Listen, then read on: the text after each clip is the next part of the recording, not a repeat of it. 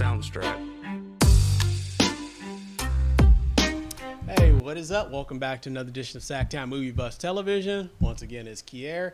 And today in the studio, we have the programming director for Access Sacramento, TD Trice. Welcome to the show. Glad to have you, man. Thank you for having me. I really appreciate it. Yeah, man, it's great, man. So I know we've been kind of working together for the last few weeks, and actually before then when I had another show previously, and I just wanted to have you on the show just to get some insight into what it is to be a programming director here at Access Sacramento, and just how did you get involved in it initially? That's a great question. So I was sitting at home one day in 2002 on my couch with my daughter. I had just gotten laid off from a company where I was building phone systems and voicemail systems for MCI, Sprint. Okay. There was a company called Western Wireless, got bought They're out by all Sprint. defunct now. Yeah, half of them are all defunct now, right? Right. So I was sitting on my couch, and the radio programming director here at Access Sacramento, his name, may he rest in peace, his name was Shane Carpenter. Okay. And I was flashing through the channels, Comcast, I was flashing through the channels, and there was this bulletin that came up on the screen, and it said, "Have you ever considered being a television or radio producer and learning what it's like to be behind the scenes? Well, come on down to Access Sacramento. We have workshops and classes that you can take to learn how to produce your very own television or radio program." And I was like, Interesting, right? interesting. I had never thought about it before. Right.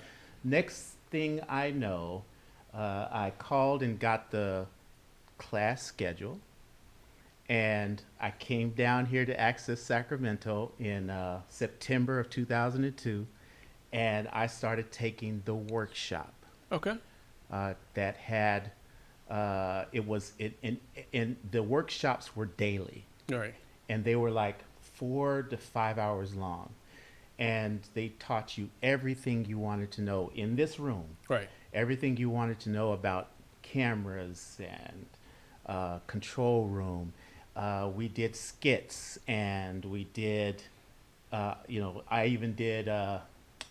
we even tried to do Shakespeare. Oh, really? Yeah, I mean, it was just all Or kinds of different things So to it was teach kind you. of like free flow. Yes. Let you guys do kind of. Teaching you the lighting, Right.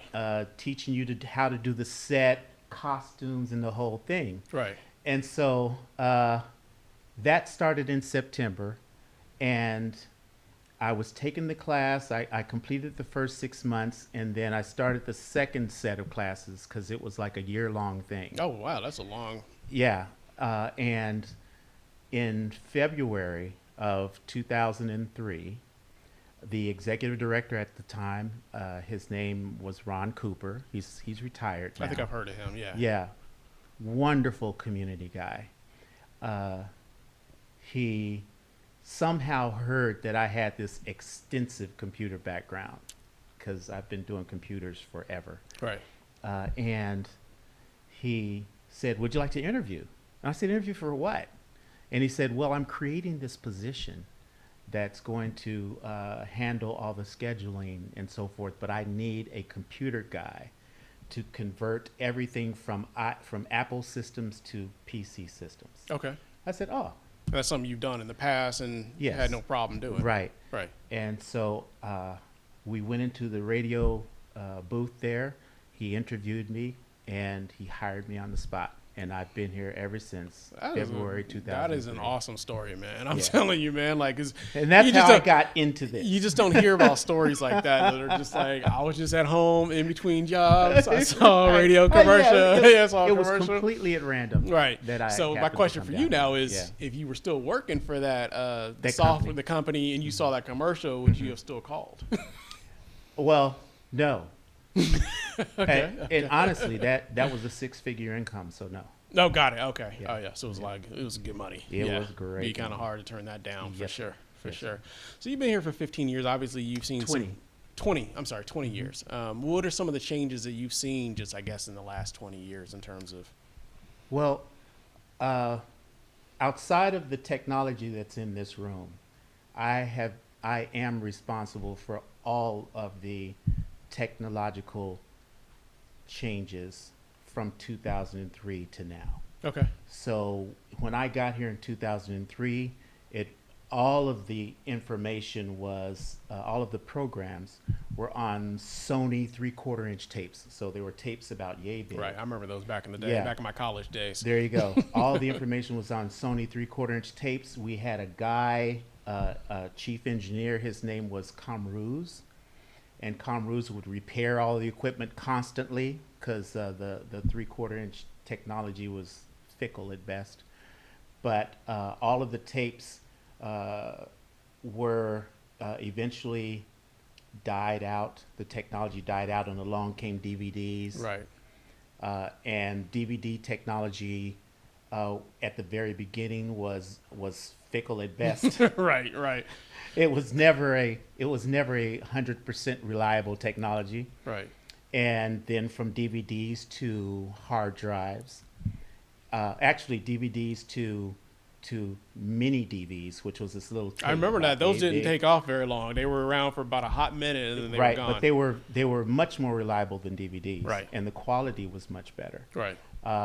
And from mini DVs to hard drives, and then from hard drives to where we are now, which is still hard drives, but a better quality of hard drives, Right. along with a RAID array, so that you have redundancy all around and you don't lose your data. So the programs that we have now are backed up, 7 times.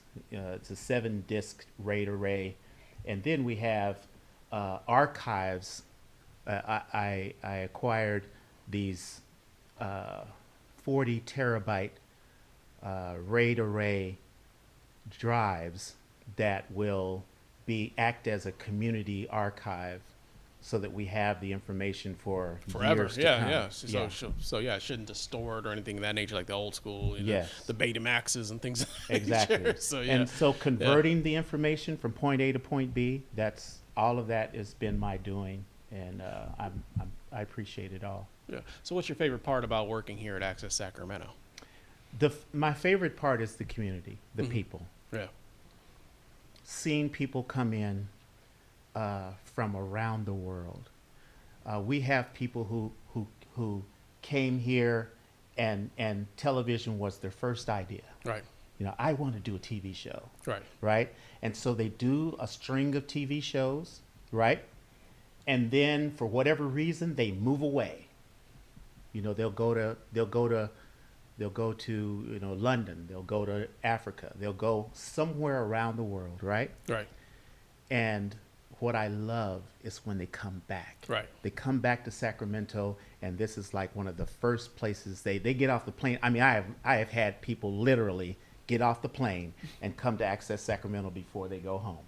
Absolutely. No, I believe it, Yeah. man. Yeah, So- no. I mean, it's a really good community, and It is. Everybody that I've interacted here at Access Sacramento has been very kind, caring, helpful. Everybody feels in. Yes. And I don't want to say it's all because a lot of it is volunteer and things of that nature, Right. but it seems like everybody just really cares and has that passion. They do. And when they come through the doors, I do everything I can to help them have that dream come true. And I've seen producers come, and I've seen them go. I've seen them pass away, and just thinking about it makes me want to cry a little bit. But it's a great place to be, and I feel like I'm in a certain spot for these people in their lives. And so we try to do what we can to help them fulfill their dreams. That's great, man. That's a fantastic story, man. That's Thank kind of you. why I want to have you on the show, to kind of tell that story. So now, before we let you go, where can people find you if they want to get in touch with you? Well, they can find me at Access Sacramento in the main office. I have a presence on the website. My email address is tdtrice@accesssacramento.org. And of course, I'm open to communication, email, if anybody's interested in getting their content on the air. I will help them do that. You That's are the my guy. belief. You are the guy for Thank sure. you. Well, thanks again for being on the show. We greatly appreciate it. And, Oh, our website is accesssacramento.org. Yeah. Visit the website. Yes. And check out the streams. Channel 17 and Channel 18 are both there. And also, we do Game of the Week. We do a lot of community-based things. So check us out. I think you'll enjoy it. And also, please donate. We need your financial support if Access Sacramento is to remain on the air. Give whatever you can. Absolutely, man. Absolutely. We'll greatly appreciate it. All right, Yeah, you're we'll welcome. definitely, hopefully, maybe we can get you back on the show again sometime. All right, Thank thank you again you. for coming. Well, thank you again for watching SacTown Movie Buffs Television. We'll be back again with another show, and we hope everybody has a great afternoon.